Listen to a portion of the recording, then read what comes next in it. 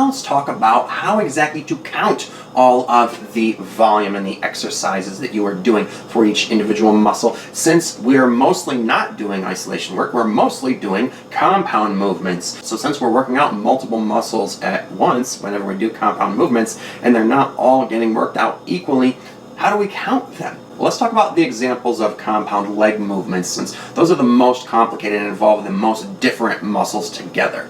So for things like squats and deadlifts, or your main deadlifts, your standard traditional deadlifts and your sumo deadlifts, your primary movers in those exercises would count as one full exercise per each. So that goes for your quads and your glutes. A squat or deadlift counts as one quad set and one glute set. But then as for the secondary movers, those are going to count as either 0 sets or half a set or 1 set, depending on how much you feel them in that specific exercise variation. So different squat and deadlift variations are going to cause you to feel more or less work being done in your secondary movers. So this is another instance where things become more customized for you and each individual muscle. So for instance, for me, with most forms of traditional squats, I will feel it with hamstrings enough that I would count it as half a hamstring set. But for my calves, I would not feel it enough to even count it as half, all right? So I give most of my squats a 0.5 for my hamstring volume and 0 for calves. Though it does depend on the exercise selection, and there are some variations where both of those numbers could be 0.5 higher. Then as for tertiary movers, which oftentimes there aren't, but sometimes there are, and isometric contractions, which oftentimes there are in compound movements, these generally count as 0, such as with the back in deadlift. We do say that the deadlift works the back, but it is an isometric contraction. And if you aren't doing a full body split and you had to choose to put deadlift on a certain day, you wouldn't put it on back day, you'd put it on leg day, because you're only getting an isometric contraction for the back and your legs are actually doing compound movement. So the deadlift does count for all of the leg muscles, or almost all of them, depending on how you feel them. But we wouldn't count it as a back set unless you really felt it with the back. For some deadlift variations, you might feel it more for the back, and you can certainly build your spinal erectors with it, though we don't usually count sets for spinal erectors, which is why they aren't part of that chart. And bodybuilders are really the only ones who are concerned with building big spinal erectors. So, that being said, isometric contractions and tertiary movers generally count for 0, unless you are doing a specific variation where they really do count. And again, your mind-muscle connection and your custom experience is what makes the difference there. But now you might be wondering, what about for isometric exercises? Actual sets of an isometric exercise like a wall sit.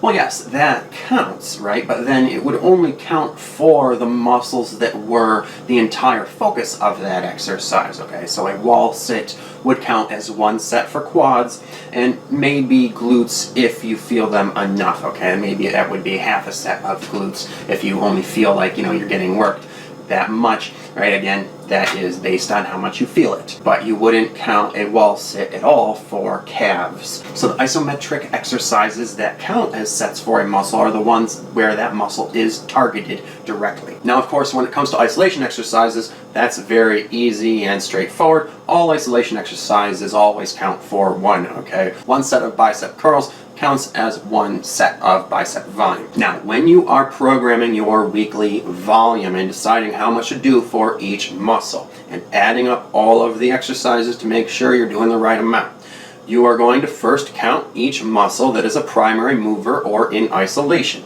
Then you are going to consider the times it is a secondary mover. So for instance, when it comes to biceps, you don't want to overtrain them, and assuming you're at the beginning of a meso, you'd start with somewhere between your maintenance volume and minimum effective volume of 4 to 8 sets of curls in isolation. But you also may want to count all pulls as half a bicep set. All right, assuming that you feel your biceps being worked on pulls which you really should.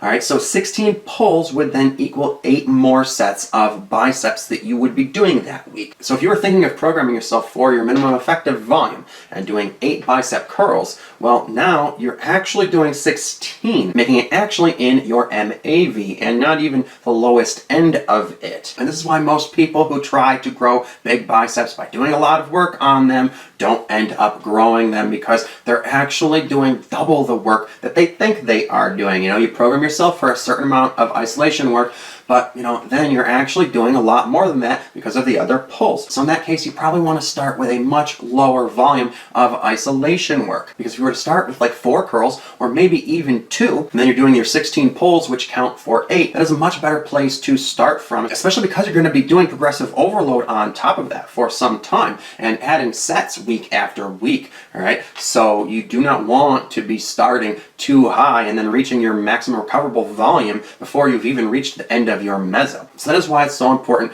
to count your volume in this way. It will help you to evaluate if any muscles might accidentally be getting overtrained, which would then stunt their growth and be causing more harm than good. So make sure you are taking that all into consideration and doing the right amount of weekly volume training for every individual muscle, and not accidentally passing your MAV and going into your MRV too soon. And again, you have to consider that these numbers are just averages and are going to be different for every person and every muscle in your body. And it's just always better to start the block of progressive overload on the lighter side, because it leaves you with more room to do progressive overload and not accidentally get into your MRV too soon. Make sure that you are starting on the lower end and taking into consideration your experience and the work capacity for every muscle, and then just be slowly, steadily making your way up week by week throughout the volume landmarks, and be looking out for when your maximum adaptive volume is peaking and turning into your MRV for each individual muscle, and make sure you do not overtrain anything. I know this is very complicated. If you need any help, please be sure to reach out to me. And this is something that will just require some practice over time, all right? But that being said, that actually concludes this class on frequency and volume, and you can look very forward